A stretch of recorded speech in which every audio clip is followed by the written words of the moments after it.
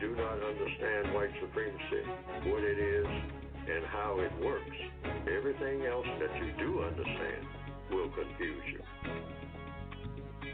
In all of these 9 areas of activity, economics, education, entertainment, labor, law, politics, religion, sex, and war.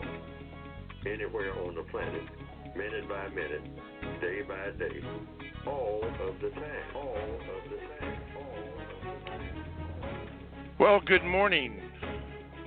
In the eastern part of the concept called the United States. Welcome to the Counter Racist Code Show with Mr. Neely Fuller Jr. I am your co-host, Mr. Bobby. Now, if you'd like to get in contact with the show, you may do so by calling 516-453-9921. And be sure to press the number 1 button, and you will go to the top of the line, and Mr. Fuller will answer your questions that you have. Or you can simply Gmail me at the numero 7, Mr. Bobby, B-O-B-B-Y, at gmail.com. And I must inform you that there are quite a few Gmails before you, so you may not be read today, but at some point you will be read if I could get to them. So keep that in mind. Okay. Well, we're all set to go, so let me go here. See where Moon Pie is on there, and my other brother Gatewood, is on there, making sure that everything goes good. Mr. Fuller, good morning, and how are you? Good morning. I'm still learning. Okay, let's do this, Mr. Fuller. This is concerning last week's show. There were quite a bit of comments about this, so let me get right here. It says, greetings, Mr. Fuller. During last week's show, when you said that you don't know what a Jew is, I looked it up in the dictionary and found a definition for Jew. After you asked people who were Jews what a Jew is, did they introduce themselves to you as a Jew first before you asked them what is a Jew? Also, when they could not tell you what a Jew is, why did you not consult the dictionary? When you do use, accept, or reject the dictionary definition, how do you choose what to accept or reject in the dictionary if you did not accept the dictionary definition of the Jews if you looked it up? This is from T-Riz. Mr. Fuller? Well, I'll answer the first question. I think that's the first question first. The code says, when it comes to religion, since there are so many squabbles about religion, it seems to me, that's what I've usually heard, barbershop squabbles about what church you go to or what religion is the best religion, et cetera, et cetera, et cetera, all down through the years, people going back and forth. And I've heard about great religious wars and upheavals, people fighting and killing each other about religion, and so I said that, well, I'm a codified in such a way that I minimize conflict. That's the first thing I want. I don't want an argument. I want a conversation and try to get along with people as best that I can. I mean, we're here, as Rodney King says, we're stuck here on this planet, so I don't want to fight about anything if I can get around it. So that's the philosophy of the compensatory code. If you can get around fighting of any kind, if you can have conversations with people and come to constructive conclusions about how to proceed with whatever you're going to do, then do that. That's what compensatory code is all about, a thing called justice and peace. So the code says, if you're going to ask people about religion, the first thing you do is ask a person, what is your religion? There's just 3 things. If a person has one, if you're talking about religion. And a person, if they're willing to, they can tell you the name of their religion. You want the name. Most religions have names. And then you want to know, say second thing, what does your religion require you to do in all 9 areas of activity? Economics, education, entertainment, labor, law, politics, religion, that's other people's religions, sex, and war. And if you have enough time, have them tell you, or if they're willing to tell you. And then the third thing is, what does your religion require you to do, sir or ma'am, when I come around, when you're interacting with me, in all of those areas of activity? Because most religions have requirements. Some religions have more than others, and the requirements change. So the best person to ask about his or her religion is the person who has the religion. So the code steers people away. It certainly steers me away from asking anybody of one religion about somebody else's religion. No, I want to ask the person who has the religion, what is their religion about, and what does their religion require them to do when they interact with me? And really, that's all I want to know. I want to know anything else out of that, because that's going to lead to some kind of disturbance of some type. It's been my observation and experience. Mm-hmm. I just want to know, when they come around, what does your religion require you to do when you see me coming? Now, a person may tell me, well, my religion requires me to shoot you on sight if you are not a part of my religion. So I want to know that. I say, okay, well, I better get out of your sight then, because I don't want to be shot. All right? So that's the way that works. It's just that simple. Okay. All right. That's the codified way. That's the codified way. Okay. Now, the second part of that, well, there's a couple of parts here. He said, let's see, did they introduce themselves to you as Jews first before you asked them what a Jew is? No, I didn't do that. Okay. I asked. No. Did they ask? Did they introduce themselves to you as Jews first before you asked them what a Jew is? No, that's never happened. I don't know where that scenario came from. All righty. So the answer to that is no. Okay, then it says, why did you not consult the dictionary? When they could not tell you what a Jew is, why did you not consult the dictionary? Because of what I just said prior to that. There's been so much controversy about all religions, the Hindu religion, the Muslim religion, the Christian religion, all sorts of controversy, Confucianism, Buddhism. So I don't want to be a part of all that. Okay. I don't want to be a part of anybody's argument. I'll have a conversation. I don't want an argument, and I'm not looking for a fight. Not looking for a fight. Okay. So the codified procedure is, if I encounter a person whose religion I never heard of, because I understand there are dozens and dozens and dozens of different types of religions that most people have never heard of, because they are tribal religions, and they follow these religions right to the letter. So I just want to know, what is that person's religion, and what does that person's religion require of them when they interact with me, so that we'll get an understanding of how we're going to proceed, if we're going to proceed at all. Yes. It might mean that I can work with them. It might mean I have to take off running. Okay. I just want to know what to do.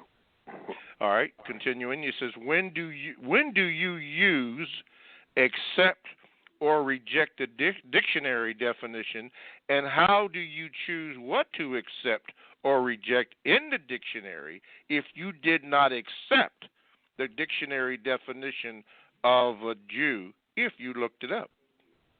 I didn't. Okay. Yes, I never looked it up. I don't remember looking it up. or if I did, I certainly don't remember it. And I never looked up in the dictionary what a Christian is. And I am somewhat familiar with Christianity because I came up in the Christian church originally. Okay. And so, I ask people who classify themselves as Christians more questions than I do of anybody because I'm usually around people who say that they're Christians. So I just ask questions. But the basic questions I ask is what, even in the Christian religion, which I'm somewhat familiar with, I would just simply ask those three questions. See, I don't deviate from those three questions because these are the only things I really want to know. These are the only things that are really my business. My business doesn't go any further than that. Just those three things. What is the name of your religion? What does your religion require you to do? And what does your religion require you to do when you see me coming? Because I want to know what you're going to do when you see me coming. All right? Yes, your religion tells you what to do when you see me coming. All right? Okay. All righty. You're listening to the Counter Racist Code Show with Mr. Neely Fuller, Jr. I am the co-host, Mr. Bobby. It's also called the CRCS. If you'd like to get in contact with the show, just simply dial 516-453-9921, or you can Gmail me at the numero 7, Mr. Bobby, B-O-B-B-Y, at gmail.com. This comes from Brother Black.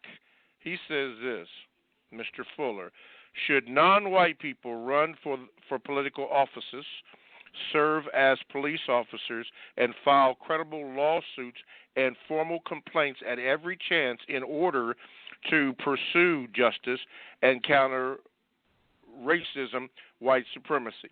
I ask because the answer appears obvious, but racist white supremacists use all forms of deception and violence in all areas of people activity to neutralize non-white people in positions of power and authority, and further, they use reprisal and marginalization to target all people who pursue justice if it threatens their status quo systems of governance and power. But the basic question was?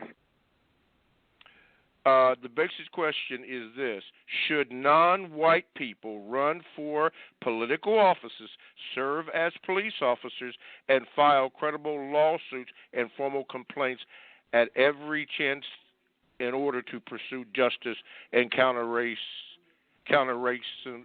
white supremacy? Well, yeah, first of all, we start with the premise there is such a thing as white supremacy, and if you're classified as non-white, you're subject to it, and that it is a tyrannical government. So we are prisoners of war. We're born in prison. If you're a person of color in the system of white supremacy, you are born in prison. So being born in prison, you do what prisoners do.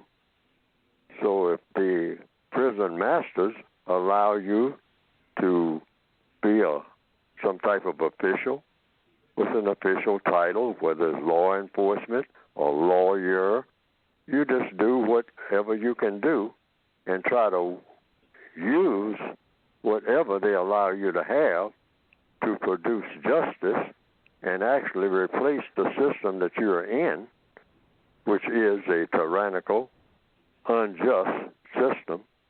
The system of white supremacy is designed to mistreat people who have color in their skin. It's deliberately designed to do that. So you're always trying to get rid of the system that you're born in if you're a person of color.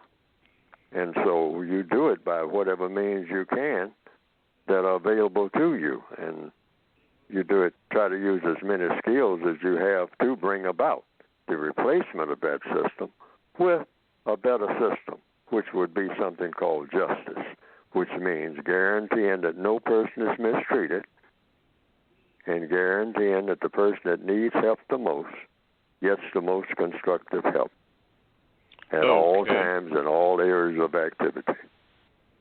And that's it. And that's you it? You just do what you can. That's the compensatory way. That's why the code is called a compensatory code. You just do what you can because you don't have a situation that's the way it ought to be.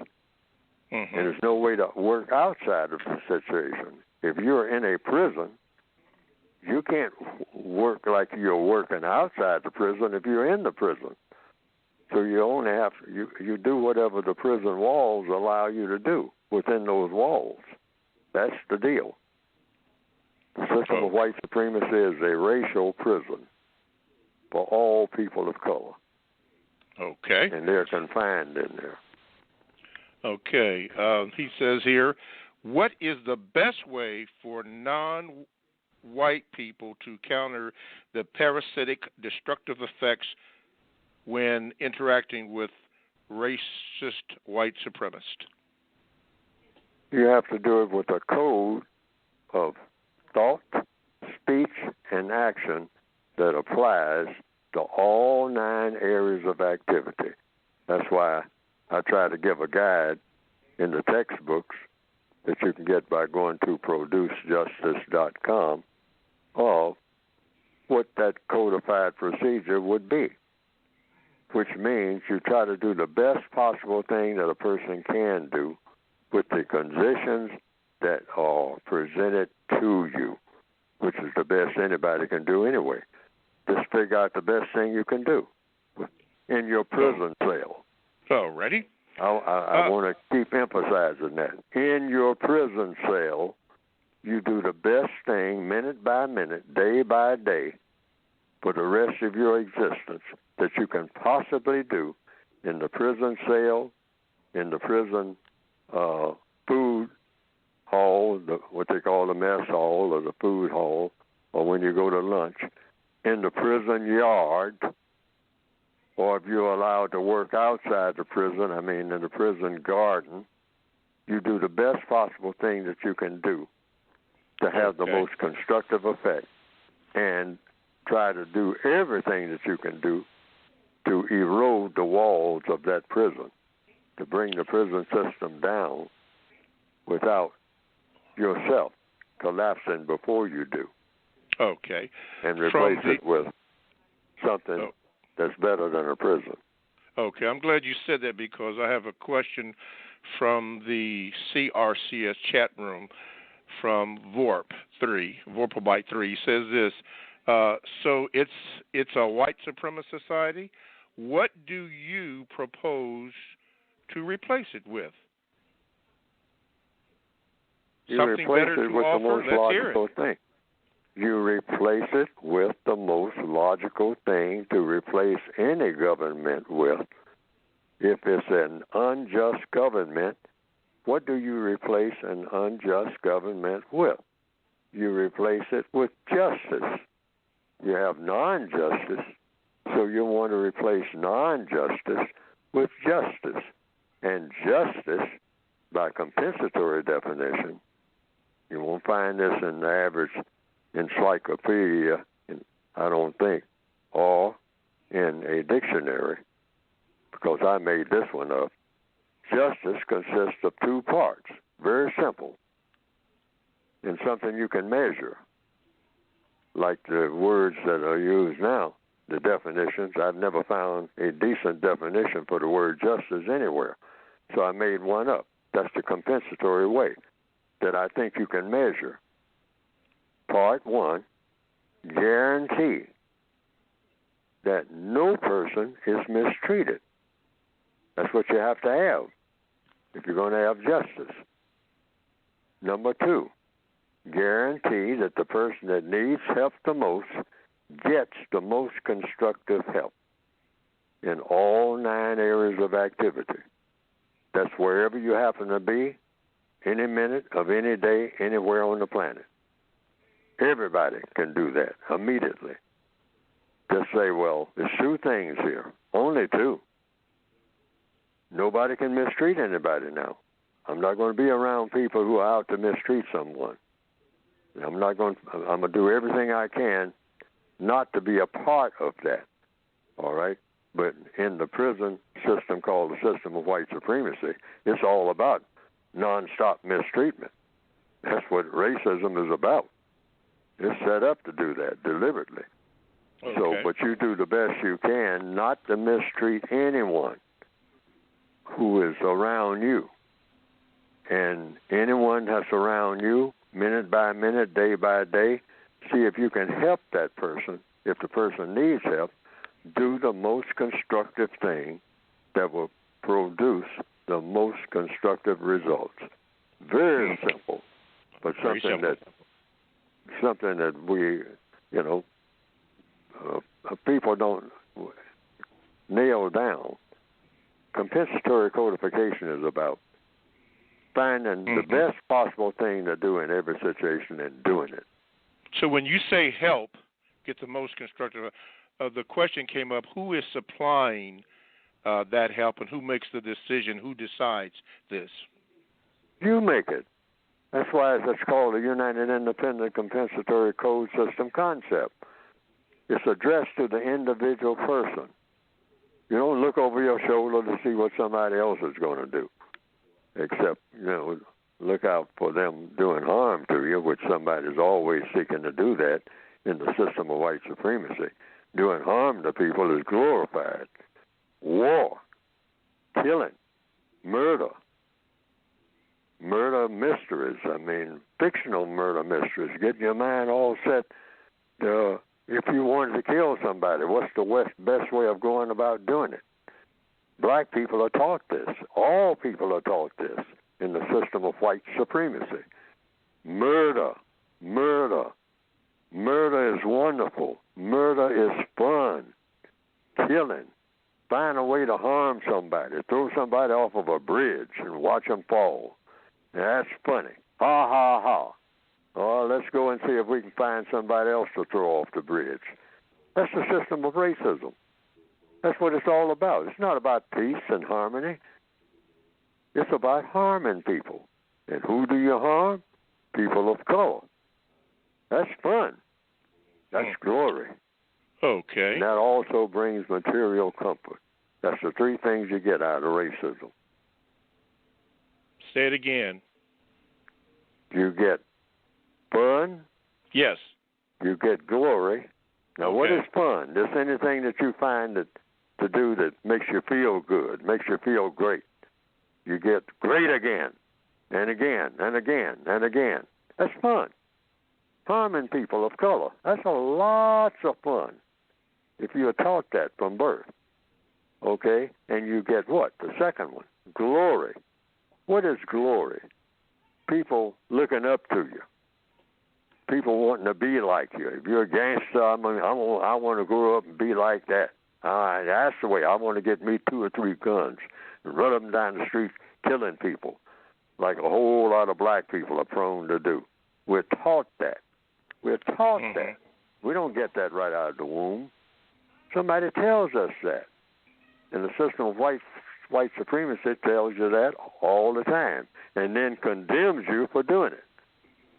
And that's fun. The white supremacists, set you up to do it, and then when you do it, they come and get you and say, you are no good, rotten person with your black self, and I'm going to do all kind of harm to you.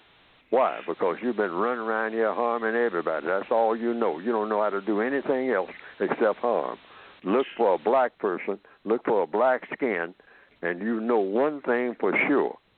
That is something that is absolutely no good for nothing except doing harm. They can't produce nothing that ain't thinking about doing nothing that makes sense, don't want to do nothing that makes sense, but the white supremacists are behind it all. They produce that kind of product, okay? And they produce it definitely among white people in general. Okay. Would you classify? And then the third one is material comfort.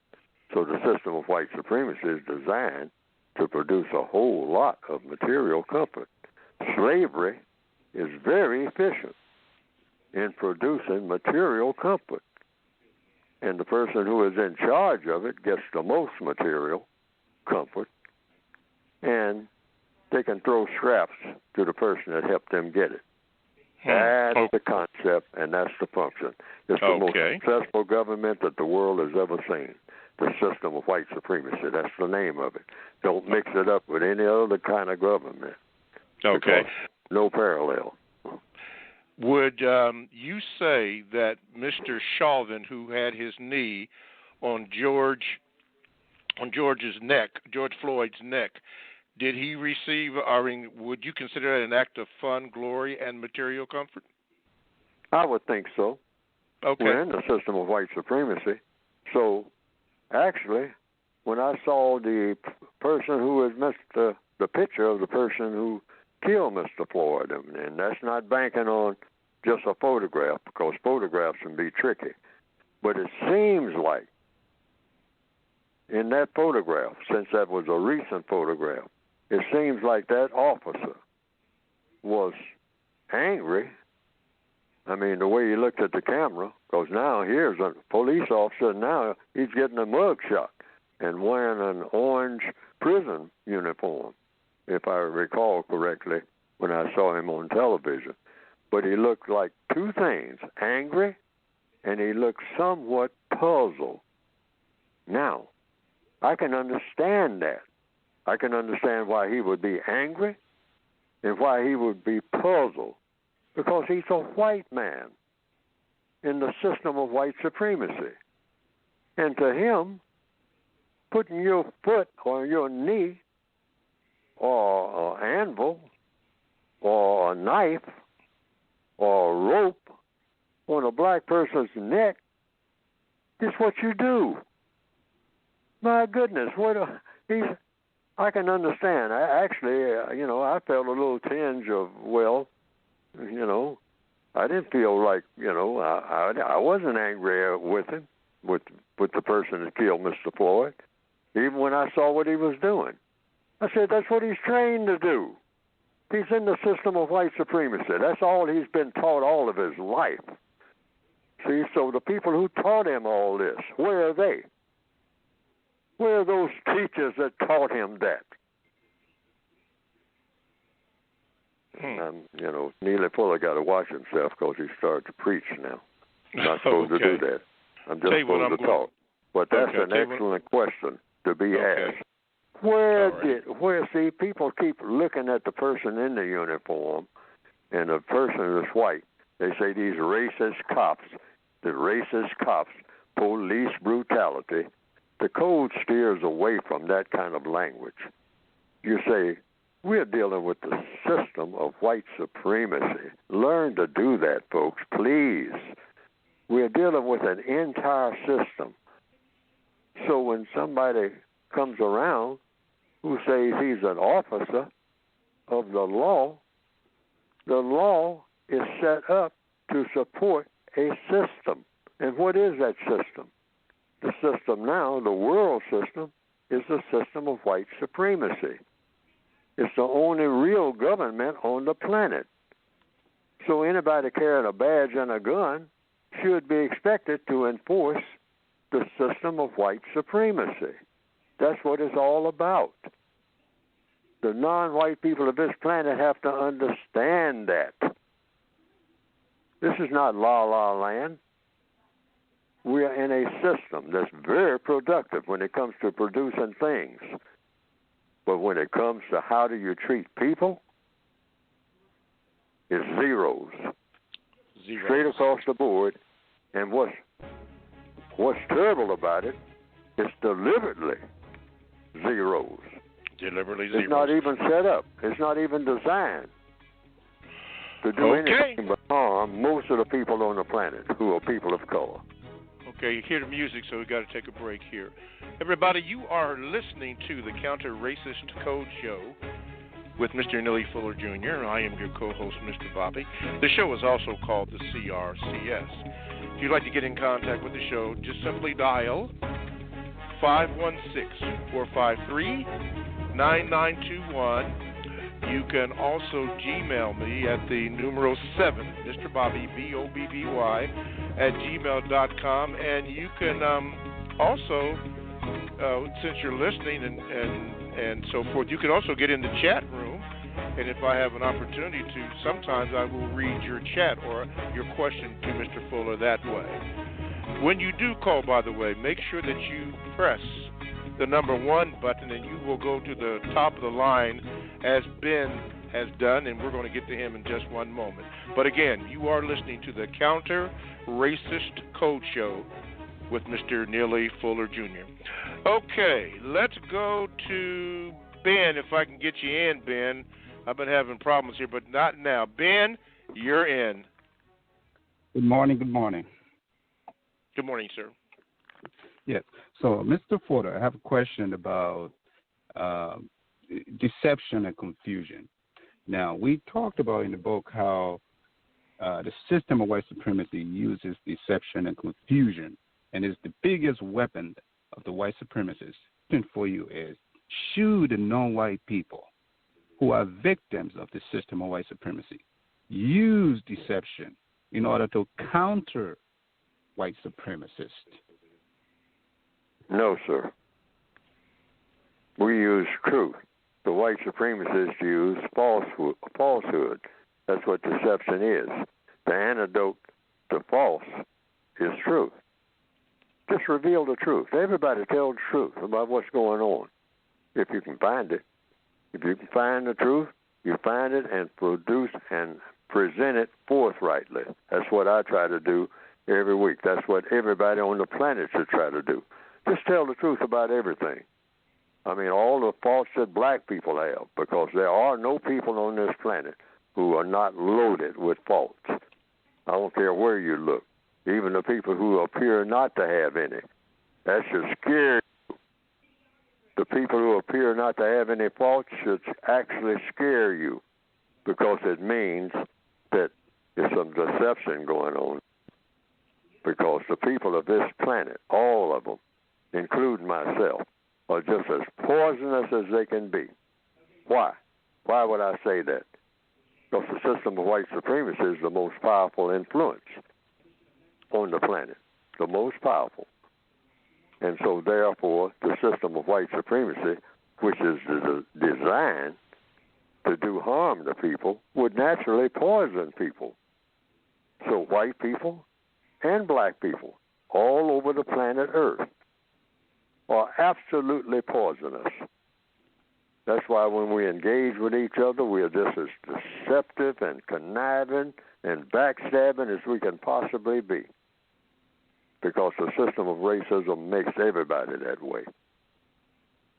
And people don't even realize that they're that way, but we are all that way, truth be told. And so you reveal that truth. You start off saying, I'm toxic. I'm toxic. I'm poisonous. You got to watch me now, because that poison will come to the surface at some point. Okay? Even if I try to suppress it. Everybody on this planet is that way. That's why when we interact with each other, you can almost feel the poison coming at some point. But we've gotten so used to it, we don't know how poisonous we are. But the system of white supremacy, which is the dominant influence on the entire planet, everybody bows down to it. White people, non-white people. I mean, because it's the biggest thing that the world has ever seen. The most powerful political system, the most powerful religion is the system of white supremacy in capital letters. No religion, no political system has ever been more powerful than the system of racism. Ben, thank you for calling. Thank you for listening, and do not be a stranger. Okay, and for those of you, there are quite a few that are listening, and we appreciate that, and we want to thank you. Now, if you have a question, make sure you hit the number 1 button, but then please give the producer your name so that I can properly introduce you.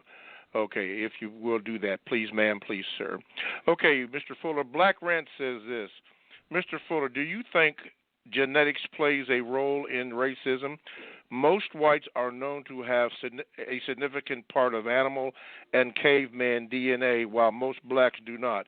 Can this be accounting for their collective lack of will to do what is right toward people of color? In other words, does their animal DNA keep them in the fight or flight mode of survival.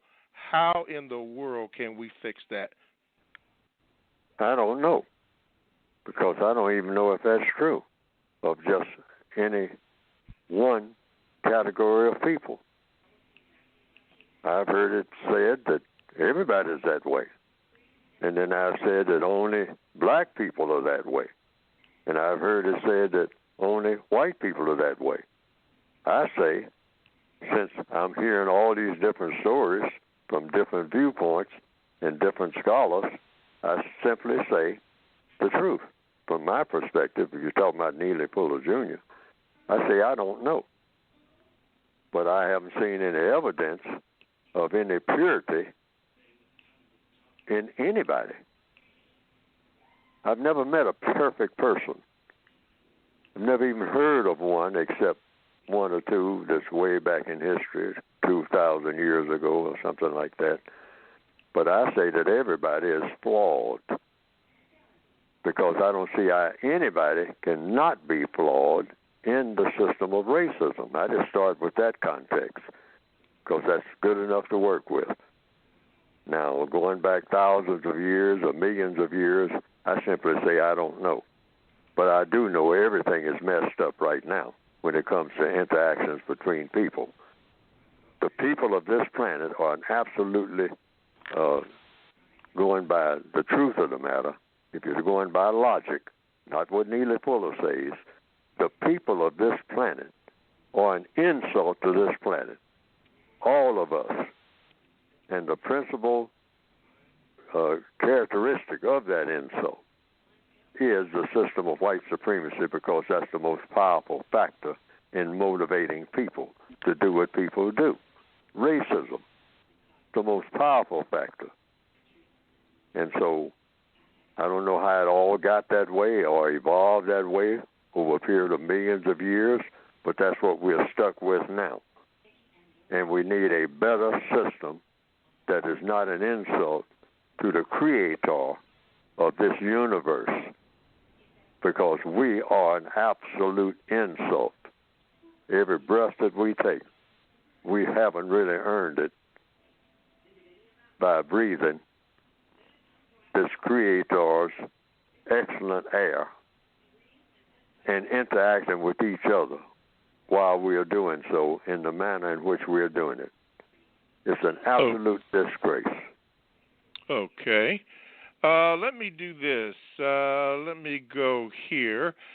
Okay, let's go to Aaron, if I can get you up here, Aaron. Okay, Aaron, you're on with Mr. Fuller. Go ahead, please. Good morning. May I be heard? If I call you, you're there. Go ahead, Aaron. Good morning. Mr. Fuller, I've been noticing something.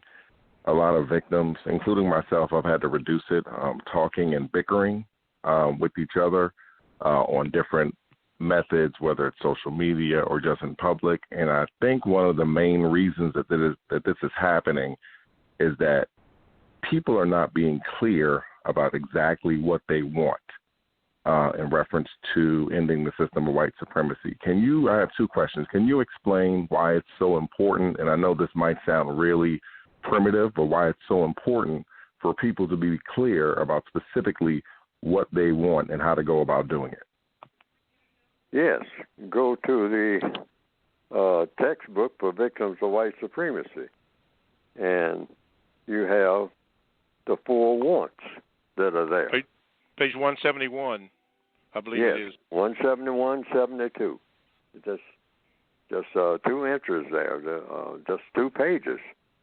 And you start off by asking yourself, what is it that you want? Because it says here, what do you want to do? Because wants and doing kind of go together. You usually do what you want to do if you can. So you can just ask. When people start arguing and whatnot, codification is about getting right to the point real fast and avoiding arguments altogether. In fact, the code says there should never be an argument, between any one person and another about anything. Arguments are out. Why? Because arguments are designed for what? To win arguments. conversations are designed to solve problems. Now, how do you do that? How do you know the difference between when you're having an argument and when you're having a conversation? Because a conversation consists of questions and answers. And so you ask these questions about wants, W-A-N-T-S, and you ask yourself, starting with, what do I want to do? Why do I want to do it? How do I plan to do it? And what do I expect the constructive result to be? Now, you can also ask the same thing of a person that you're talking to. What, ma'am or sir, do you want to do? See, when you get lost, you can always go to the wants, because everybody wants something. Not just in general. Everybody wants something every minute of every day that they are awake. That's every bird wants something. Every ant wants something. Every creature that breathes air wants to do something. So you can always get a quick answer to what a person is about and get them to think about what they're about, even when they don't know what they're really about, by asking those 4 questions. What, sir, do you want to do? Or ma'am? Why do you want to do it? They must have a reason for wanting to do what they want to do. How do you plan to do it? And when it comes to black people, that's usually one that really stumps them real quick. Because we usually don't have a plan for anything. Mm-hmm. We just have a want, but we don't have a plan. Mm-hmm. And we go to number 4. What do you expect the constructive result to be? As you know, getting back to from what you want to do. What do you expect the constructive result to be? See, now somewhere right now, there's a young black person, most likely young, like I read in the paper, in Chicago right now. There's somebody with a gun in their belt. So they want to carry that gun. That's the first thing they want to do. Now, why do you want to carry the gun? Man, it's rough out here, man. I mean, there's a lot of stuff going on, man. I got to be ready, man. You know what's going down, man. You know, the usual thing. Okay. So that's why you want to carry that gun. Yeah, a lot of stuff going down. Now, how do you plan to handle it when the stuff goes down? Well, I'm going to start shooting like everybody else, man. I mean, that's what you do. That's what you do where I am. I mean, you got to know how to do that. You got to do a lot of it. What do you expect the constructive result to be? Man, and then, Now, I'm just giving an illustration of what some of the answers might be, but I'm saying these are the questions. And these questions fit anybody, anywhere on the planet at any time of day. In answer to your question. Aaron, what's your second question? Always go to those 4 questions. Mm-hmm. What's your second question, Aaron? Thank you. Mr. Fuller, I've been noticing a lot of victims, non-white victims, trying to attempt to put together lots of solutions, going to an all-black HBCU, doing something like we need to have black spaces, just black anything. Would my assessment be correct that, using just pure compensatory logic, that black people attempting to start an all-black anything is not going to solve the system of white supremacy? Is that accurate? I don't know, because I've never seen anything that was all black. I never even heard of it. I've never, I've been on the planet a little while. I've heard of black this and black that. It's always connected with white supremacy. White supremacy is white supremacy. That word supreme means supreme. They say, well, we have, I go to a traditionally black college. Even the name of the place. I mean, a lot of times, it was a white person that was benevolent. I I mean, somebody that took pity, like the code says, on black people, some white person. Like Howard University. Go down there and teach those black people something, because they don't have any sense at all about how to do anything. So teach them something. Teach them the ABCs or something, because it's just they're so pitiful. They are just so god awful pitiful. I mean, just looking at them. I mean, makes you it's like a knife in the heart. I mean, even being around them, listening to them talk. I mean, they're pitiful. They're awful. Teach them something. And, don't teach them too much, though. Don't teach them to take us on, but teach them a little bit of something.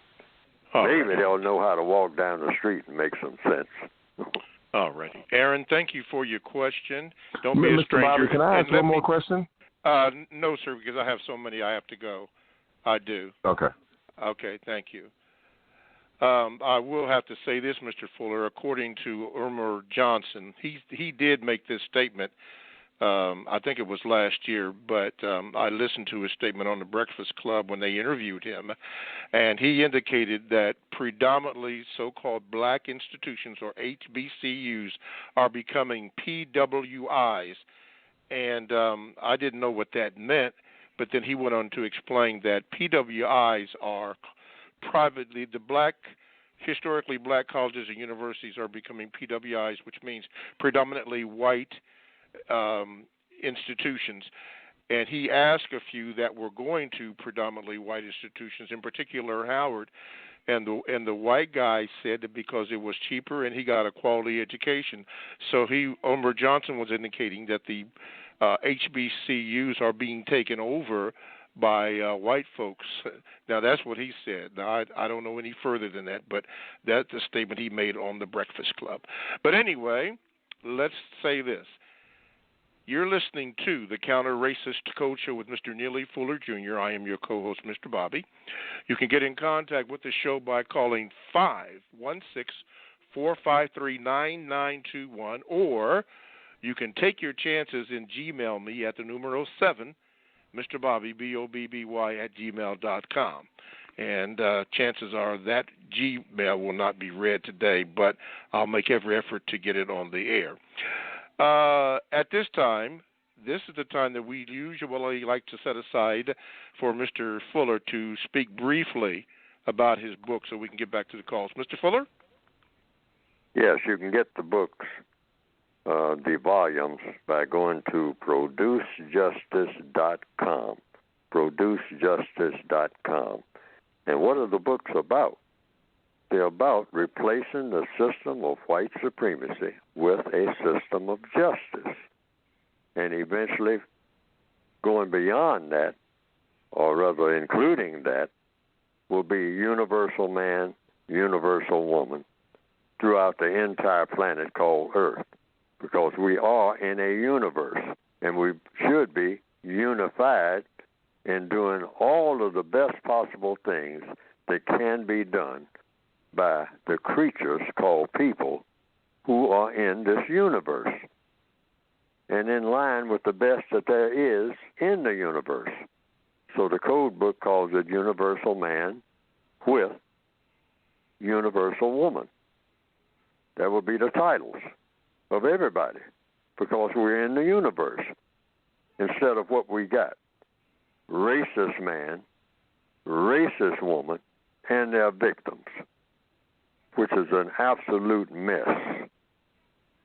That mess is absolute, no matter how much glitter it might have on the surface, how much tinsel and candy and balloons and teddy bears and whatever.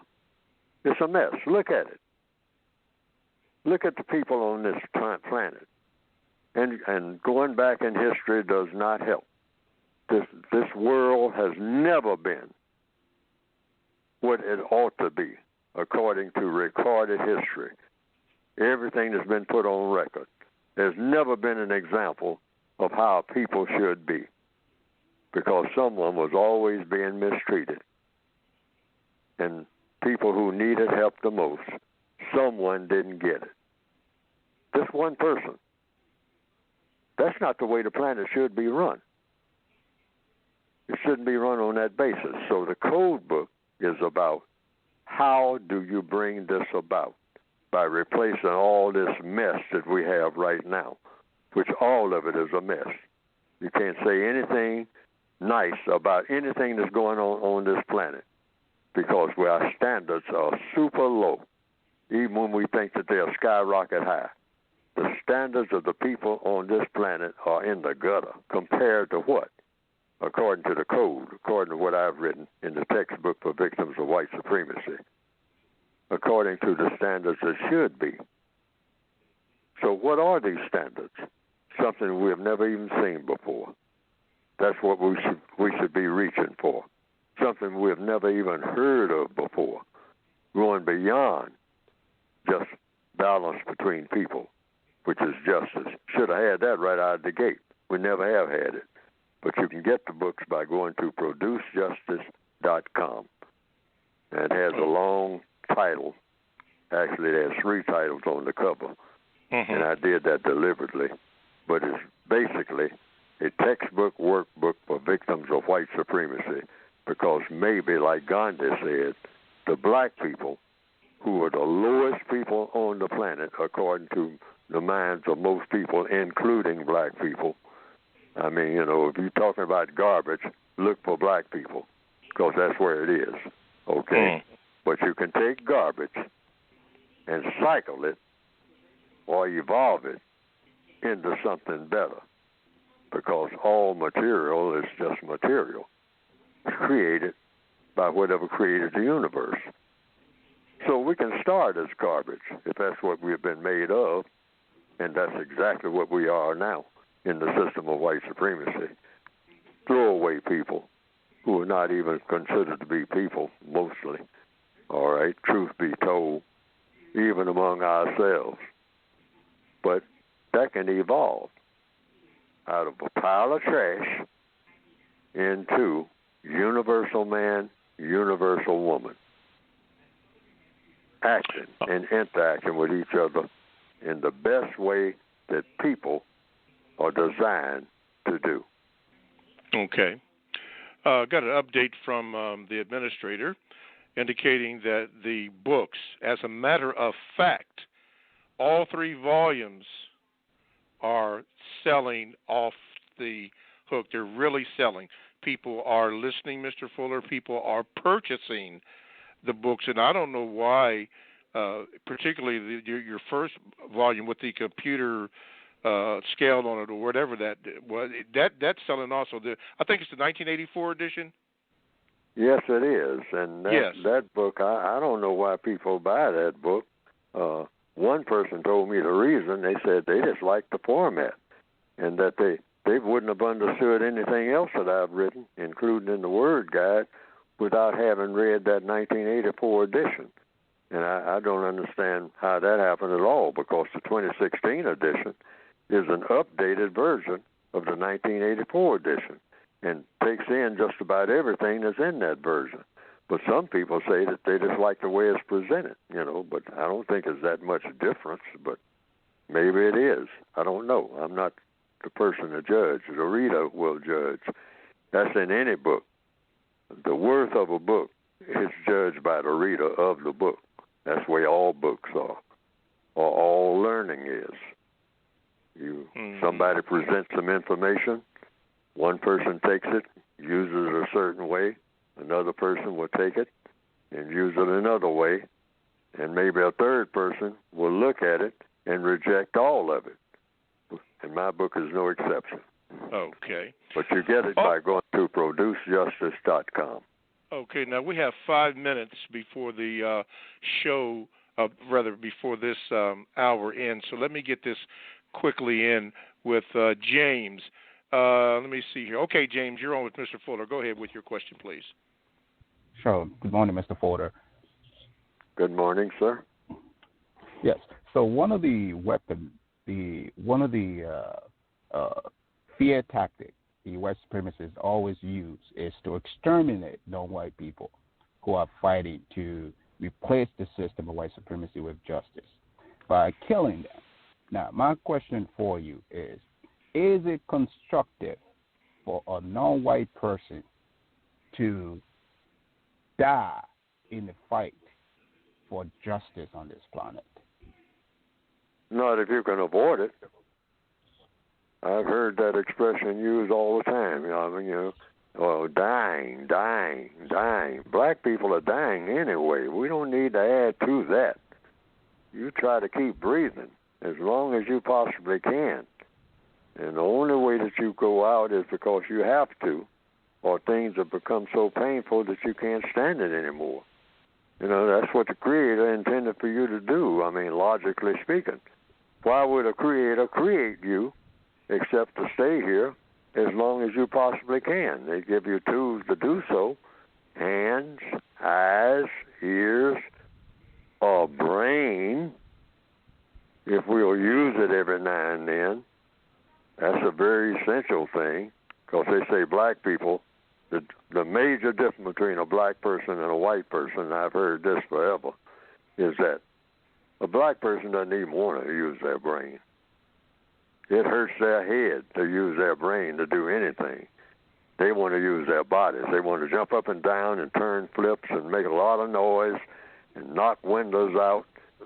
But when it comes to doing any kind of thinking, they get mad if you want them to think. That's what people have said about us. And from the way that many of us act, it seems to be true. But the white supremacists, they applaud that type of activity with people who have dark skin. You don't want a black person to ever think about anything. That's for white people. White people do the thinking. Black people just do the doing. They do the acting. Let them build up their muscles and lift weights and turn flips and yell loud and run around in a circle and, and dance and sing and fight. And the white man, the white supremacist, racist man and racist woman, we sit back and pull the strings of them doing all that and let them entertain us with their foolishness until we get tired of it and go back to the drawing board and run all the business of the entire world, because we have brains which we use and they don't. Okay. All right, James, thank you for your call, and please do not be a stranger. Tiana, we're going to get you after or at the beginning of the second hour. And Mr. Fuller, we have a brother from Spain who emails me or Gmails me quite a bit. He's calling or he's Gmailing me, but I will say this: Aaron Litton Chambers, your questions that you submitted, they will be answered. However, you have to go to the bottom of the heap, so I will get to them when I can get to them. We take time to answer, or have Mr. Fuller answer as many Gmails as he can, so I will get to it, but it will not be today. But thank you for listening all over in Spain. Thank you very, very much. Okay, and Peter in Denmark, we thank you for listening also. Thank you very, very much.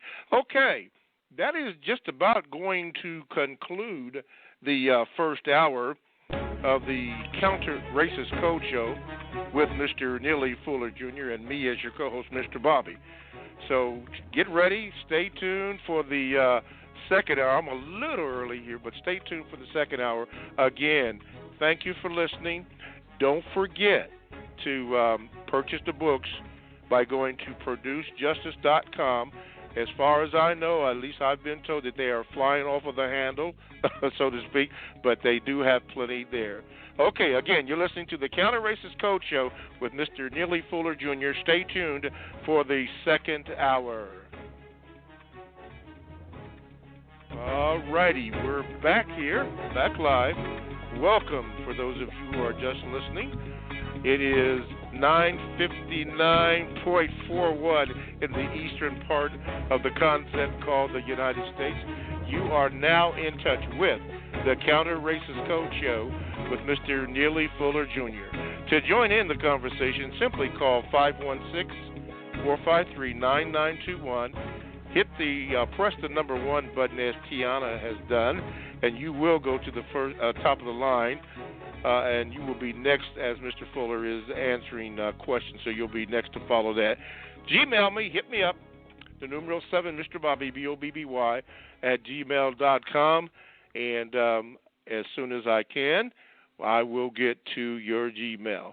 Okay, let's go to Tiana. Tiana, you're on with Mr. Fuller. Good morning, and what is your question? Good morning.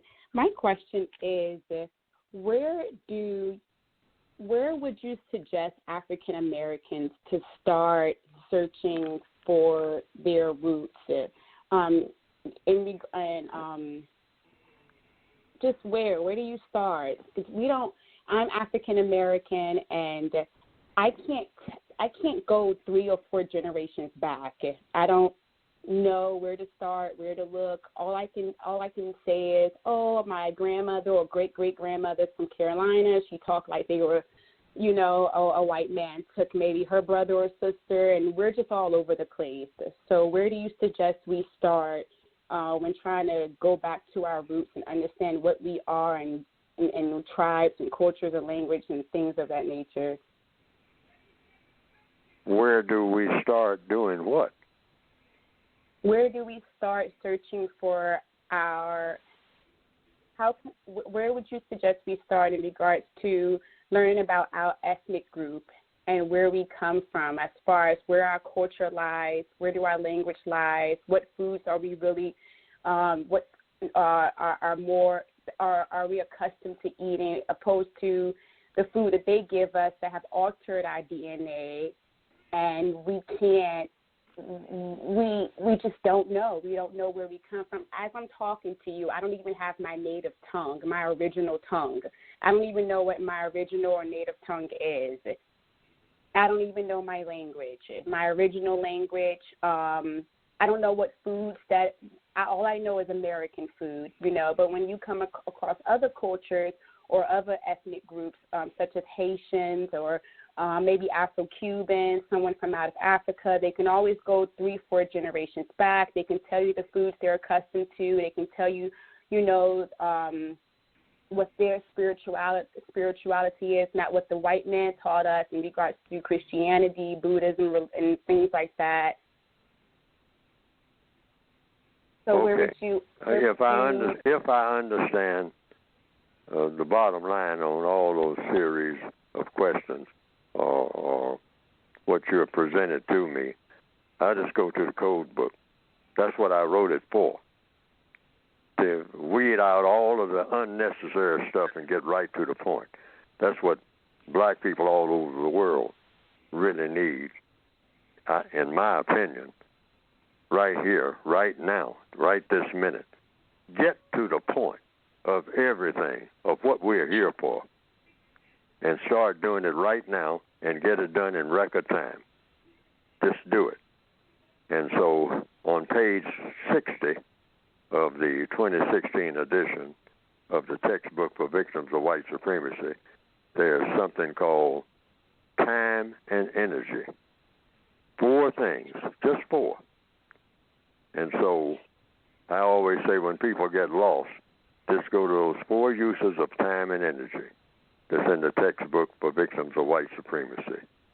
And that's an excellent place to start, and that's an excellent place to finish, because it's just 4 things.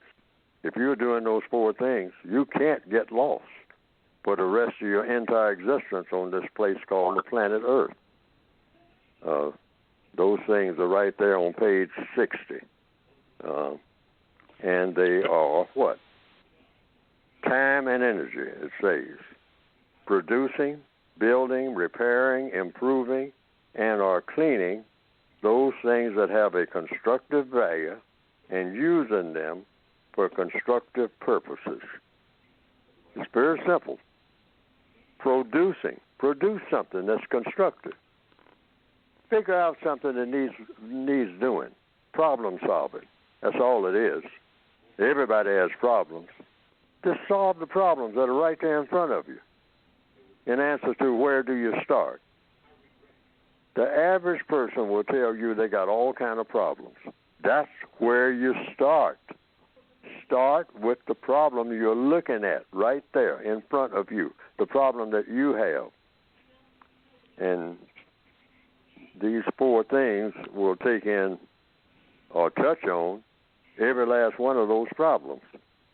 Number 1, producing, building, repairing, improving, and or cleaning those things that have a constructive value and using them for constructive purposes only. The key word here is constructive. Just make sure that everything that you do, you separate it.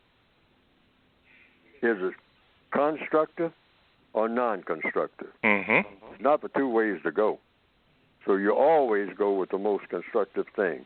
Number 2, studying, writing, asking questions, and are exchanging views with others about all aspects of how to eliminate racism.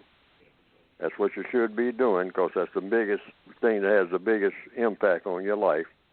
And how to produce justice, eliminate racism, and produce injustice in all areas of activity: economics, education, entertainment, labor, law, politics, religion, sex, and war, counter-war.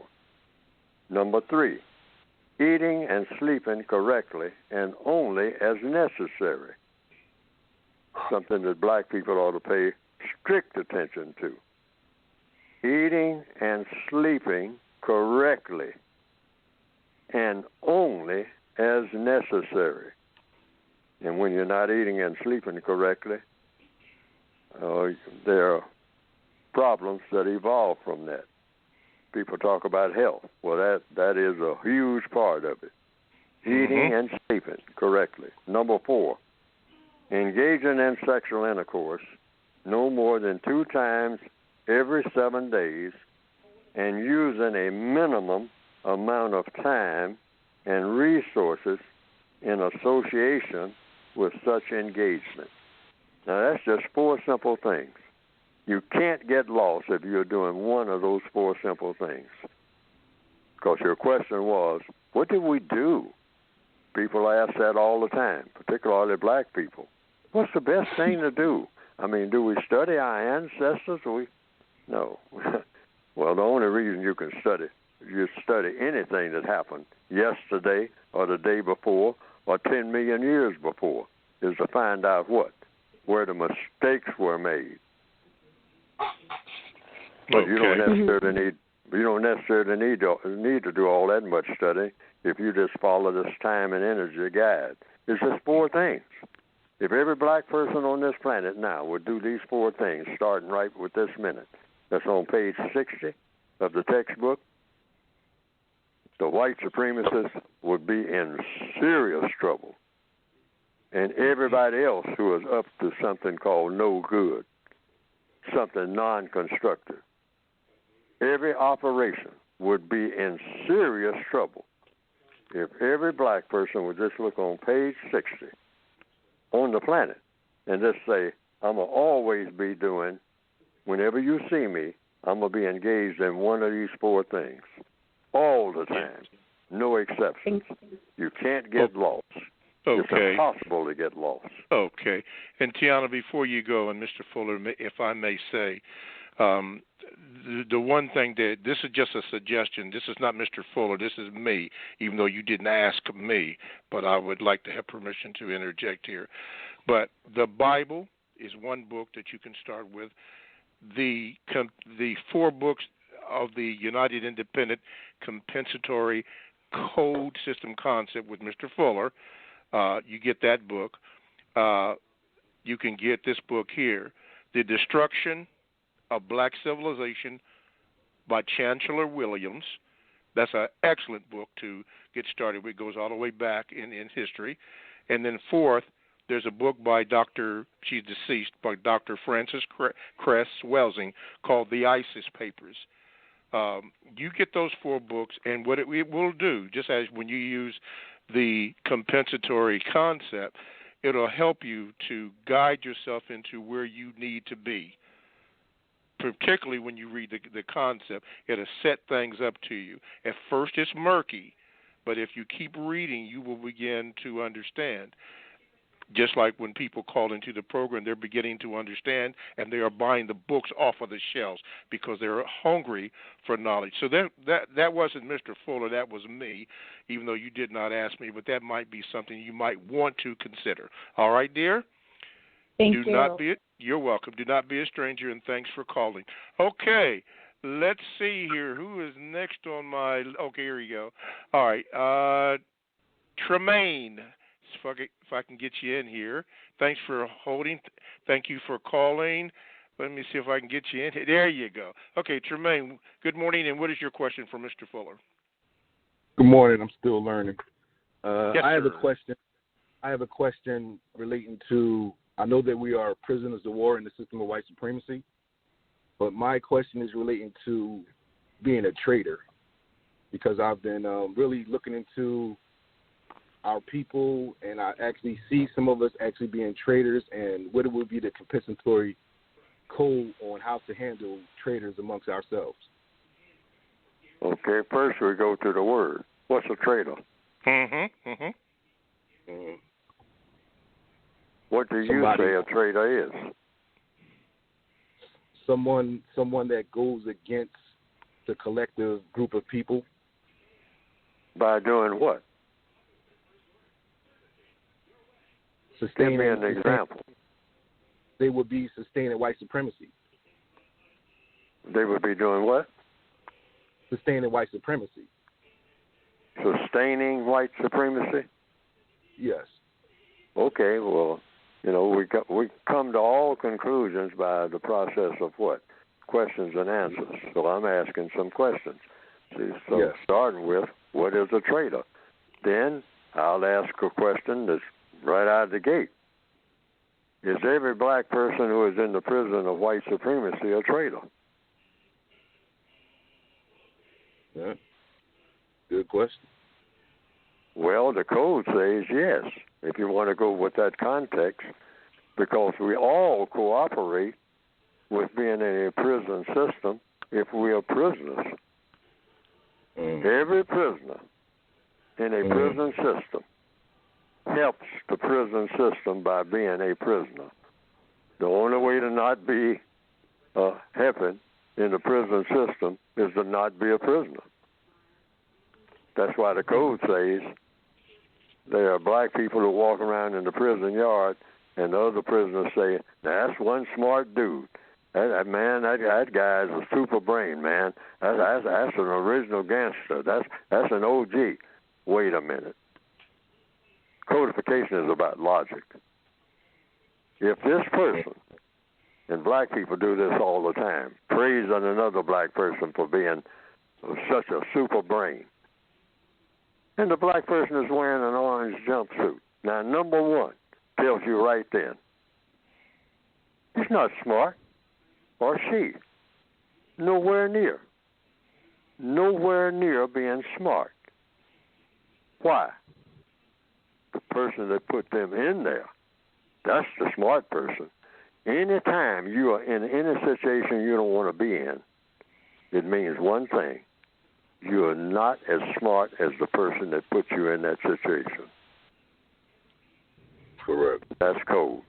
And all black people are traitors, if you want to use that word, to what they should be.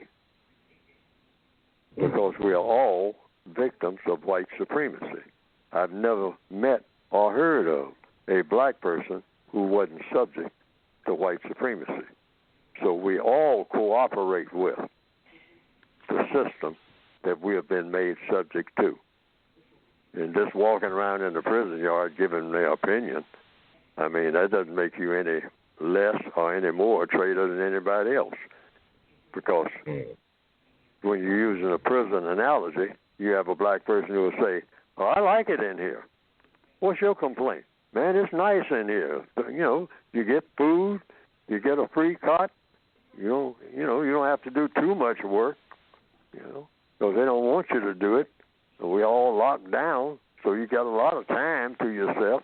If you want to be lazy, you get a lot of lazy time in prison. You can be as lazy as you want to be. I mean, you ain't out on no job. You ain't got to punch no clock, except this every now and then you got to ask them to do a little this and do that. But you ain't going to be doing much. So, hey, it's a great life. And the other prisoner said, man, I can't stand it. I want it out of here. See what I mean? So these are prisoners, two prisoners in the same prison. What? Just giving their opinion of their condition. But their condition is the same. And they are supporting the condition by being there, both of them. Okay. All righty. Well, thank you, Tremaine, for your question. And as I tell everybody, if I can, don't be a stranger. Thank you so much for calling. Okay, American Indian Truth, I will try to get to your statement. But at this time, we will take a few moments and try to answer 3 Gmails if we can, so we can give respect to them. Okay, this comes from Alpha the First, Mr. Fuller. He says, greetings. Many white and black churches are still holding church services, Sunday school, choir rehearsal, Wednesday revival meeting, etc., despite being ordered to end all church services during the coronavirus pandemic. Those pastors are also telling their members to give their stimulus check for tithing, but I will not get into that. The pastors have been repeatedly ordered to stop all church services, yet many of the white and black pastors are saying they will defy this order based on separation of church and state. On page 356 of the Word Guide for Victims of Racism, White Supremacy, in paragraph titled Separation of Church and State, the code says, do not use this term. Mr. Fuller, can you please explain the logic behind not using the statement phrase separation of church and state? Thank you. Because I don't know what it means, and I don't know if nobody's ever explained to me exactly what that means. Separation of church and state. What exactly is a church? What exactly is a state? That's what it says on page 356. I'm looking at it. These are the questions you ask. How separate is separate? Is a church involved with people? Is a state involved with people? Is a church, quote unquote, people? In other words, is the church and the people the same thing? Can you have church without people? Is a state people? Is a person a state? And I'm going to repeat that one because the code says that a person is a state. A person is a state of being. A person is a state of being. So how can a person be separated from a person when a person is a person and a person is a state and a state is a person? That can be asked. Can one person be a church? I'm going to say that again. I'm looking right at it because I wrote it in here. Can one person be a state? Now, these are questions you can ask people that have these kind of conversations. That's what the book is for. You just open the book and go for it. Can that one person also be a state? If a person is a church, can that one person also be a state? A state of being. What is a state? Okay. What exactly is a state's person? That's a question. What exactly is a church person? Can a person who is a state's person and a church person be separate from him or herself? That's a question. Yes or no? If so, separate how? If so, separate in regards to what or to whom? When? Where? How much? Which persons are correctly qualified to say? These are things that should be asked, and somebody should have the answers to all of them. Starting with, what exactly is a church? And what exactly is a state? And don't move no further from that until you get that question, those two questions answered. What exactly is a church? What exactly is a state? Okay. Second a Gmail question. This comes from Mr. Black. Says this, Mr. Fuller, what type of work did you perform from the time you separated from the military until now? And then number two, okay, I answered the number one question. Go ahead. I worked in a post office, off and on, trying to pass the scheme here in Washington, which I was what they called a scheme at that time, where you had to learn the different sections of the city. They still do. With that, yes. They still do. But then I got another job, much simpler, and didn't require all that, and that was just a guard's job at the Bureau of Engraving and Printing, where they print paper money. And so I took that job and I stayed on it. A lot of people ask me, that even in that plate printing place, when they start opening up jobs to black people in it, why didn't I ever apply for anything else and just remain a guard while I was there? Well, I wanted to use my mind for one thing. And a lot of the jobs that they had called for intense use of your mind to concentrate on just one thing. And by that stage of my existence, I'd gotten to the place I was disillusioned with just about everything that I saw going on in front of me. And that's why I kind of stayed in that position. People asked me, said, you seem to have capabilities of doing other things where you get a whole lot more money than what you're making. So I didn't make much of anything. I was just barely making it. But people have asked me that. But I said, I just don't want to give up all parts of me to anything that I see going on, because I don't like the way the whole world is being run. I don't like anything about it. I say, this is a mess. And with all this color mess going on and dominating every move that I make, nothing makes sense to me. And I think a lot of people think that way. Okay. Particularly black males. I mean, okay. We kind of lose interest in just about everything because it seems like everything is toxic. Everything is all messed up behind this color thing. And I was no exception. Okay? Okay. And so I wound up writing my book. Okay? Wow. I did all my high-powered thinking, you might say, if you can call it that, while I was just walking around thinking about the things I ought to be doing that I wasn't doing. Okay. All those years.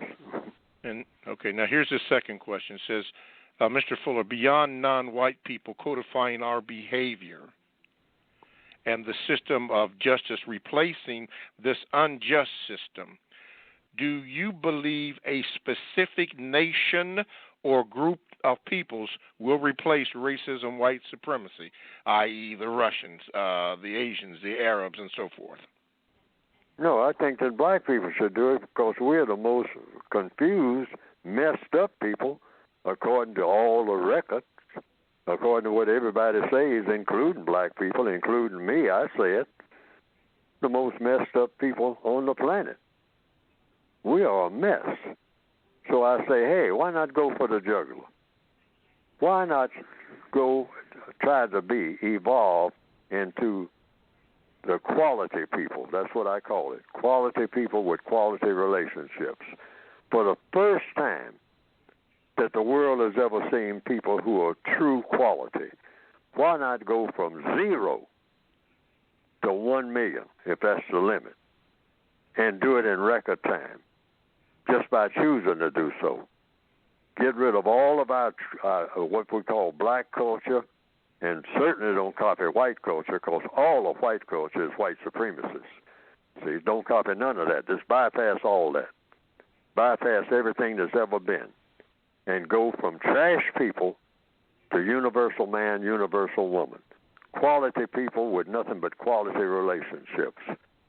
I put it in capital letters in the textbook for victims of racism. To quality relationships. But in order to have quality relationships, you have to be quality people and have a quality environment. And I'm saying we can produce that. Starting with, like a lady asked, well, where do you start? One thing we can start doing among black people, one of the first things, don't be in contact with anybody who is non-constructive, even though you're around a whole bunch of non-constructive people. Shun their contacts without even telling them that's what you're going to do. Because if you tell them that's what you're going to do, they're going to resent you, and then you're not having a quality relationship. You want a quality relationship with everybody, but you let people know that you have things to do. You just make it real simple. And they'll say things like what? You'll say constructive things. So I'll be talking to you some other time. And if they get back to you and they have something constructive to do, you do it. Because it's constructive. And if it's non-constructive, you say, well, I have some other things to do. I would like to come over and do this with you and do that. I'd like to attend your party, all right, but I have something else to do, and I can't do it because I have something else to do. And be telling the truth when you do. Always tell the truth. Mm-hmm. And make sure that what you're doing is constructive. That's why you're not going to be involved in anything that's non-constructive. Okay. We have about 3 minutes left in this segment before we had to take a break. Mr. P. and Dante, I will get to you in the last section. But, Mr. Fuller, the last Gmail is from COA saying this. Greetings, Mr. Fuller. Could you please further elaborate on this quote? Being stupid is better than being smart, but only if one enjoys being stupid, which is also stupid. Taken from Area 2, Education, on page 102 of the updated, revised, expanded edition. It's just to make a person do what the code says every person should do before they make any kind of move. And that is do what? Think. Thought, speech, action. Now that's a thought proposition where you just think about it. Think about what was said and what value that is to you as a person. Because black people have a reputation for being stupid. They're a stupid bunch of people. They think stupid. They love being stupid. They love grabbing hold of something stupid and hold on to it like it's gold, like it's diamonds, like it's rubies, like it's everything that is of value. Stupidity is worshipped by people who have color in their skin, and the darker the color, the more likely they are to love stupidity. That is the white supremacist doctrine. And so we just look at the word stupid and see if that fits us. Are we constructive? Because being constructive is not stupid. So just look at yourself and say, now, how many things that you do are constructive? And how many things that you do or want to do that could be listed as non-constructive and therefore stupid? Because stupidity is non-constructive. All right. All over the world. Got to leave it right there for that. Okay, you are listening to the Counter Racist Code Show with Mr. Neely Fuller Jr., also called the CRCS, with Mr. Neely Fuller Jr., and I am your co-host, Mr. Bobby. Again, to get in contact with the show, call 516-453-9921, and be sure to press the number 1 button, and you will go to the top of the line. or you can Gmail me, which I will not be able to read today, but at some point I will have Mr. Fuller address your email. 7Mr. Bobby, BOBBY, at gmail.com. And we'll go from there. Again, you are listening to and tuned into, and thanks for listening, by the way, to the Counter Racist Code Show with Mr. Neely Fuller Jr., also called the CRCS. Okay, let's see here. Let's go to Anthony. Anthony, you're on, Anthony. Oh, okay, Anthony. Yeah, you're on, Anthony. Go ahead. What's your question for Mr. Fuller? Hey, I just got a quick question, maybe a slight BZQ, like 30 seconds. But last week, the caller called in about Charles Darwin, and it just kind of confirmed everything Mr. Fuller said about questions and answers. The guy had a lot of questions, and they followed through with answers later on as far as coming up with DNA, and it just kind of confirmed a lot of everything that Mr. Fuller said about how the white supremacists will burn midnight oil, studying everything in the universe with them, and it just confirmed a lot about what he says about the most powerful people, which they really are, and it says a lot about us. But my quick BZQ is if we could possibly allow Mr. Fuller to talk more and limit the phone calls and get rid of the Gmails altogether. That's just, it just seems to be all over the place. You're attracting a lot more people based on the topic of race relations becoming more trending, and that can be dangerous as well as far as his message. That's just my opinion. I think if we can get rid of the Gmails altogether, because we just read a Gmail that had been discussed several times over the last several years as far as what he did for a living after the service. And I forget what the other part of that was, but he's already spoken on, and he's already said he doesn't want the focus to be on him. He wants it to be on the code. But, that's all. I just, Mr. Fuller is absolutely right, and if we can maybe limit the phone calls to maybe 4 or 5 and just allow Mr. Fuller to talk longer than 2 minutes, because I don't feel that he's getting everything out. He's kind of being rushed. And like I say, most of the calls and Gmails are kind of just questions that we've already been over several years ago. So that's all. Keep up the good work, you guys, and Mr. Fuller is absolutely correct.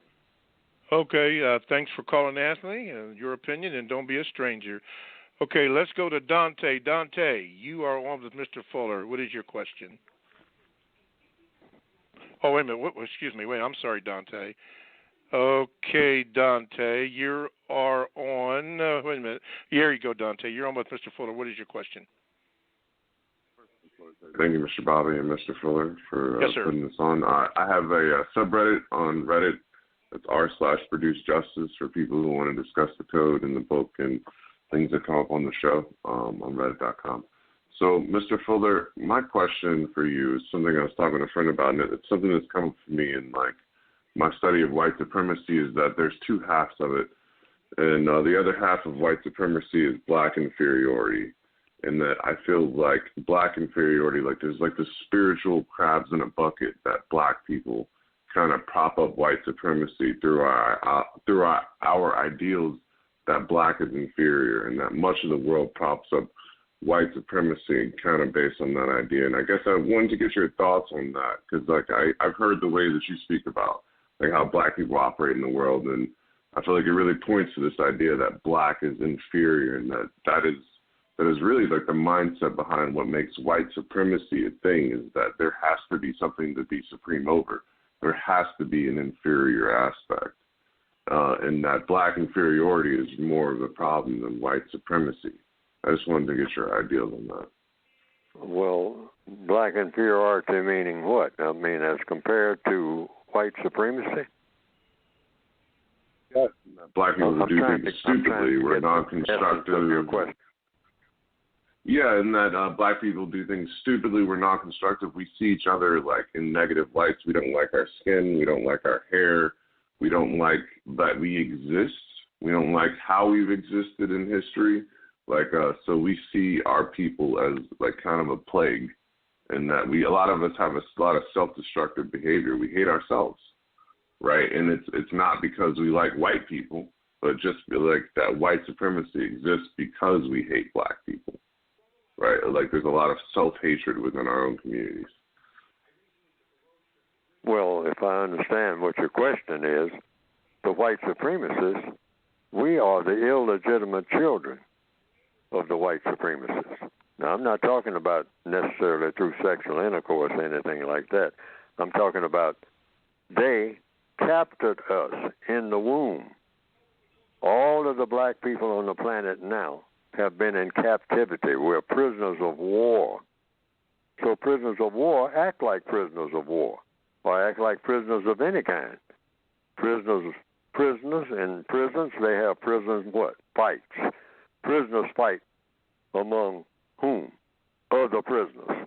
Prisoners try to outdo each other. I mean, they play little games and come up with little gangs and all like that. That's what black people do. So it's no different. Look at the entire planet as a prison. If you have color in your skin, your prison uniform is your dark skin, your black skin, black, brown, red, yellow. You're a prisoner of war, and you were born in prison, so you act like prisoners.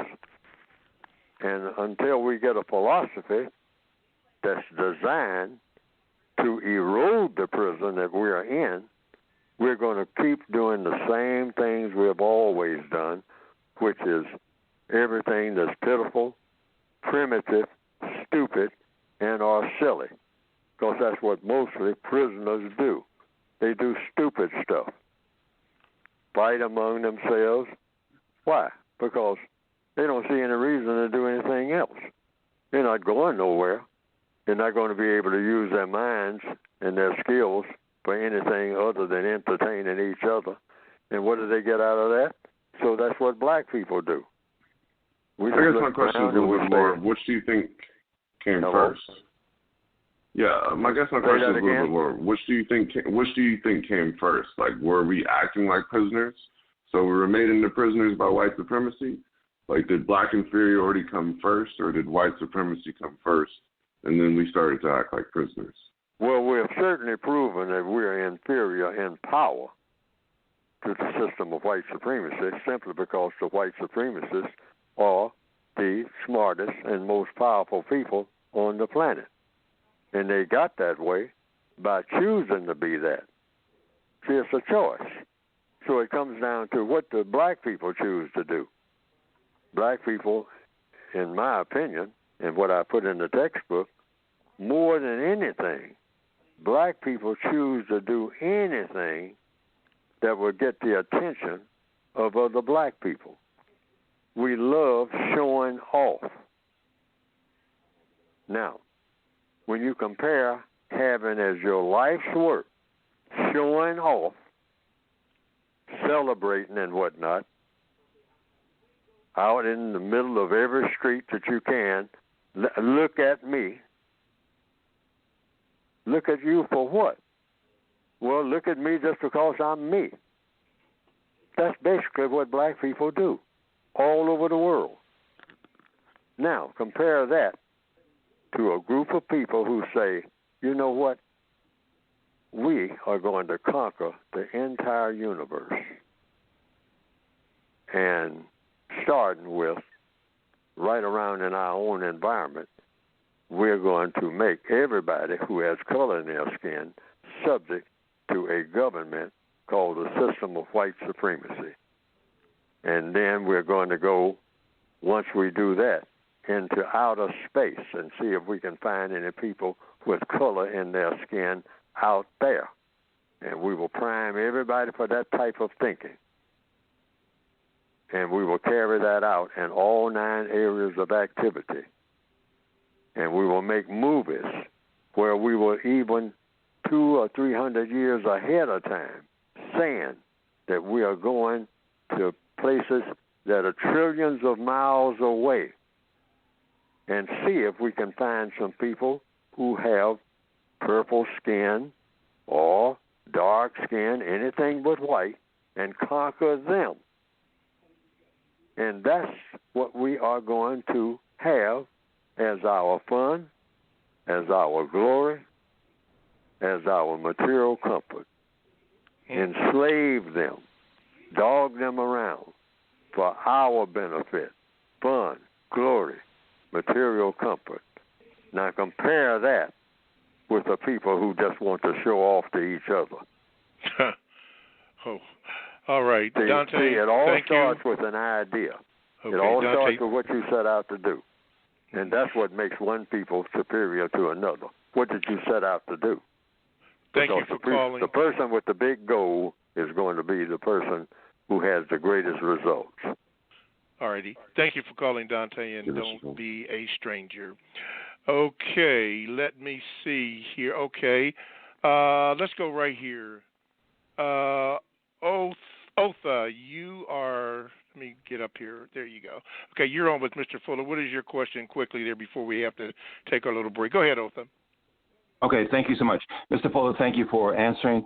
I'd like to know, how do you describe the difference between anti-racism and counter-racism? That's my question. Basically, counter-racism is that you're just trying to get the racist off of you. You're countering it. So you have to have a procedure for doing that. And then you will grow into being an anti-racist, because I'm neither. If I was asked, am I a counter-racist or an anti-racist? I'll say I'm neither, because I haven't accomplished either. I haven't countered racism. I'm trying to. Okay. And I haven't proven that I'm anti-racist, because to prove that you're anti-racist, it means racism no longer exists. Right. See, that's a finished product. We haven't even started. We haven't even scratched the surface of getting rid of racism, even when we think we have, because that's not our concentration. Our concentration is just what I said it was, showing off to each other. Oh, right. Right. Otha, thank you so much for your call, and don't be a stranger, please, sir. Okay, Mr. Fuller, at this particular time, we are going to speak about your book briefly, and then we're going to take some more calls and Gmails. Go ahead, please, sir. Yes, you can get the book by going to producejustice.com. And for people who talk about the program is basically a vehicle for the book, because that's why I wrote the book. I didn't set out to write a book, but I saw that I would have to put it down on paper and get it out here, because that would be the focus. Otherwise, I would be doing the talking to people without writing anything. And what will happen is, what happens to a lot of people, we get into a personality thing. So everybody starts judging Neely Fuller rather than judging what he wrote, and seeing if it's logical, and seeing if it's something you can use. And so I said, this thing of looking to individuals, looking for the black person, the miracle black person, that should stop. That should stop. Because what is the miracle black person following? That question should be asked. And history has proven that the person who is following logic, regardless of whom that person is, the logic of the universe, 1 and 1 is 2. Fire will burn, water is wet. The person who is just looking at what's going on and seeing it for what it is, that's the person that makes the most progress. The white supremacists have proven that they are better than anybody, because other people are too busy looking at each other and comparing each other, whereas the white supremacists compare themselves with infinity. They want to know everything about everything. Every grain of sand on the bottom of the ocean, they want to know everything about that. Now, people with that kind of mind will become powerful just by thinking that way. And so I wrote a book with the intention of being those type of people, but with the correct intent. The difference between white people who chose to be racist and the non-white people who should choose not to be racist or any other type of harmful people, but become universal man and universal woman. That's why I wrote my book and try to transfer that so that the focus will be on the book. How do you find logic for doing the most constructive things that will ever be done by anybody anywhere? And you do that through questions and answers. We need to be a question and answer people. That's how you start.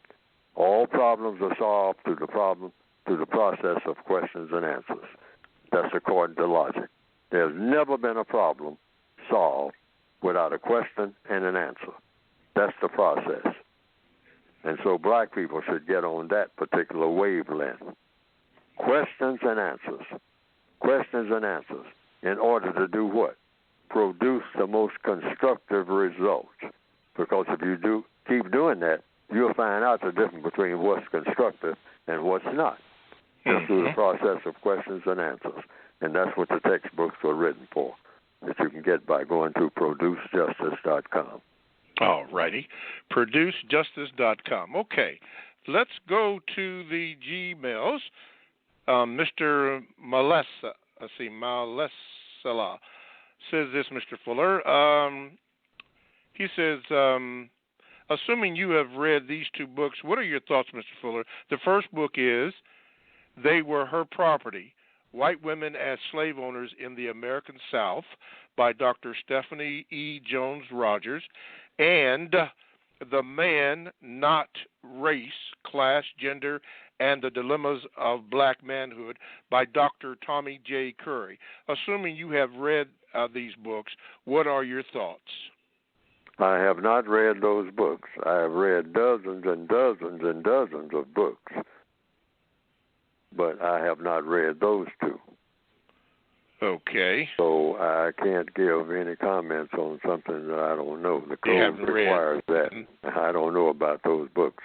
But I do say the basic formula for black people in general, like what I wrote my book for, is to speed up the process of becoming universal man and universal woman.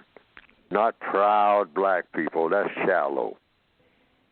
And I've said right from the beginning, even in the 1984 edition, no black person should walk around saying they're proud to be black. Why? Logically speaking, follow the logic. You didn't have anything to do with it. So what are you taking credit for something you didn't have anything to do with? That's the question. Why are you strutting around talking about I'm proud to be black, and you had absolutely nothing to do with being black? So do something. See, codification is about doing something. And then looking at what you have done while you're on this planet, breathing the Creator's fine air, when the white supremacists are not cutting you off from that air by putting their knee on your neck, all right? You are breathing. So during that breathing time, rather than finding something to feel proud about, be proud at the end of what you accomplish, which is replacing the system of white supremacy with a system of justice, and then producing universal man and universal woman, which is the best interaction you can possibly have among people of the known universe. Be universal people. Everybody be on that same wavelength. Okay. Let's give okay. Thank you, Vorp, for the chat. Pam has just joined. 1, 2, 3, 4 for the chat. And Afrokani, thank you for the chat. Mr. Fuller, many people listen to the show each week. Many of them are new listeners, and they have a lot of questions. They are actually buying the books. Some don't know that you were born in born in Oklahoma, and you have mentioned it several times. Was it Muskogee, or whatever, Oklahoma? That you were born in? Muskogee. Okay. And the word Muskogee is associated with Indian tribes. Oklahoma for a long time is what they call Indian territory. But, yes. I don't know, if the original Indians really called it their territory, because the original Indians said, "Wait a minute, what do you mean? Oklahoma is my territory." I mean, I'm looking around at a whole lot of territory, and it looks like I'm being squeezed into a box called Oklahoma, Indian land. And they'd be justified in taking that view if you're being logical. Because they say, hey, they keep squeezing us here and squeezing, who are they? White supremacists, the usual suspects, according to the code. Okay. Yeah. Right. The question came That's up. That's where I was born, Muskogee, Oklahoma, October 6, 1929. 1929, okay. On a rainy Monday, my mother said. It's raining, yeah. How far were you, or is that town, from Greenwood, or the suburb of Tulsa, which I'm going to talk about? About 60 miles. 60? Wow, okay. 60 miles. And now, that didn't affect you. You were born in 29, so that happened 21, I believe it was. There were some people that went over there to help out doing the shootings and whatnot. I understand one of the local undertakers from Muskogee, Oklahoma, got up a few cars. They didn't have many cars back in those days, but they got a few carloads of people loaded up with ammunition and rifles and whatnot, because it was a free-for-all, from what I understand, to go over, to leave Muskogee and go over and try to help out the black people who were in Tulsa, 60 miles away, going mostly by a bad road at that time, I guess. Muddy roads, that's mostly what they had, country, and getting there whenever they could. I don't know how that worked out, but I understand that that's what happened at that time.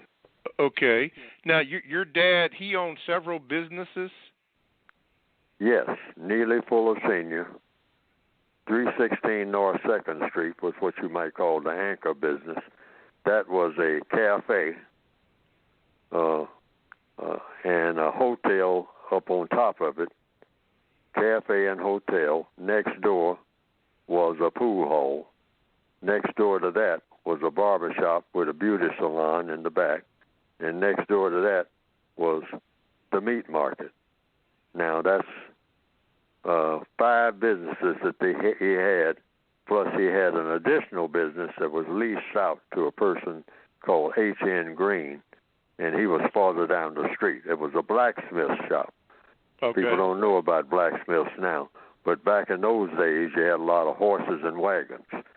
So he made horseshoes, or he put shoes on horses and whatnot for people in his blacksmith shop. And that was H.N. Green, but that was owned by my progenitor. My father, Neely Fuller Sr. He was running 5 businesses.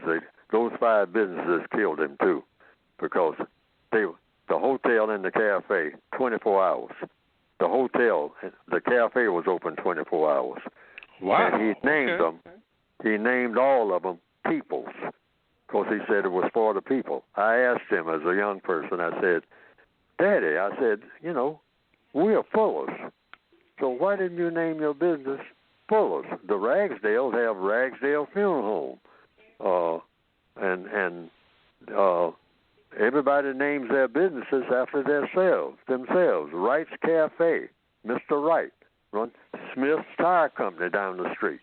Mr. Smith, he named his business after himself. I said, why didn't we name our places Fuller's Cafe, Fuller's Hotel?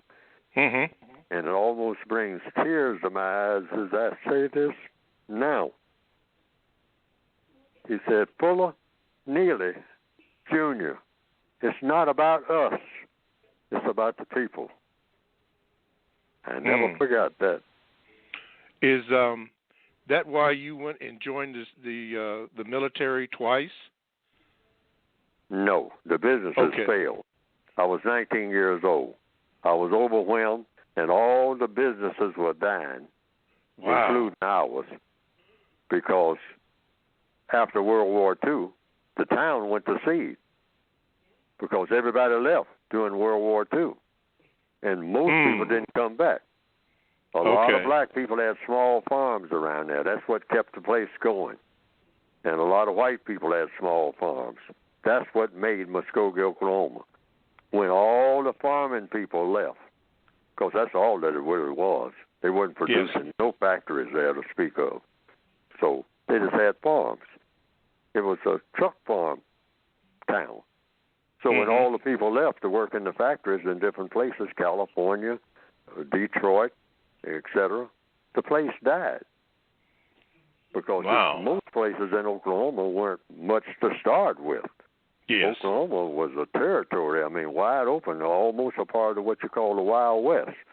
Some people, even when I was real young, just walked around like, with six-shooters on their hip.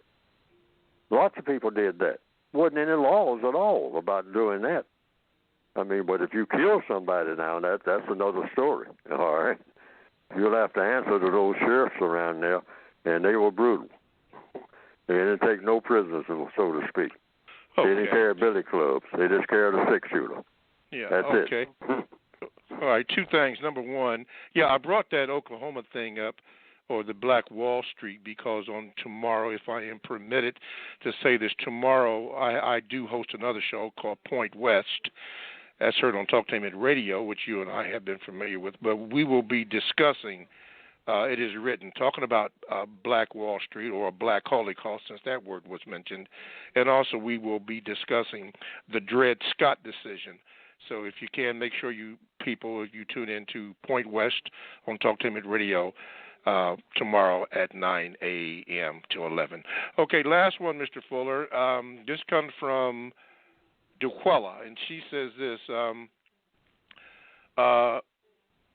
thank you, Mr. Fuller.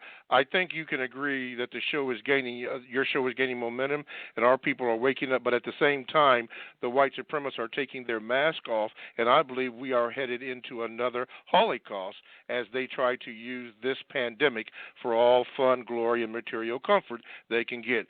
Please, can we focus on the area, on the ninth area, war and counter war? A bunch of us are trying to understand this logic mindset, but we are scared of the climate that America is in right now. The guns are all sold out here in America, and multiple people, adults and children, are literally dying as we speak. There's just so much death around us. Please, can you address this, and thank you. That's the next time? No, that's just, quickly. Address it now? I usually don't talk about the ninth area of activity. And that's, yes, exactly. Yes, say that again so she I can present hear that to people in the textbook. I present, and they can think of it as they wish, because it has to do with killing. And it says that black people, to the best of their ability, should not be involved in any kind of killing unless it's under what is called maximum emergency compensatory action. And the other kind, direct self-defense. That's it. You avoid any type of killing. Now, I've been in the military myself and whatnot, but I was drafted the first time, which means that if I either went to that uniform, I went into a prison uniform, because that's the way it was at that time. But the second time I went in and I thought that wasn't going to be any more major conflicts, so I could probably get in to get a little money and then get out. Which is exactly what I did. Okay. I was desperate. All righty. for Well, money. Mr. Fuller. Okay, Mr. Fuller, thank you. Callers, VORP, thank you. Transcendent, thank you. Africani, thank you. Thank you all for listeners, those who are on the line. Moon Pie, Robert, thank you so much. We will see you next week, or at least hear from us, on the Counter Racist Code Show with Mr. Neely Fuller Jr. and co-host Mr. Bobby. Thanks for listening.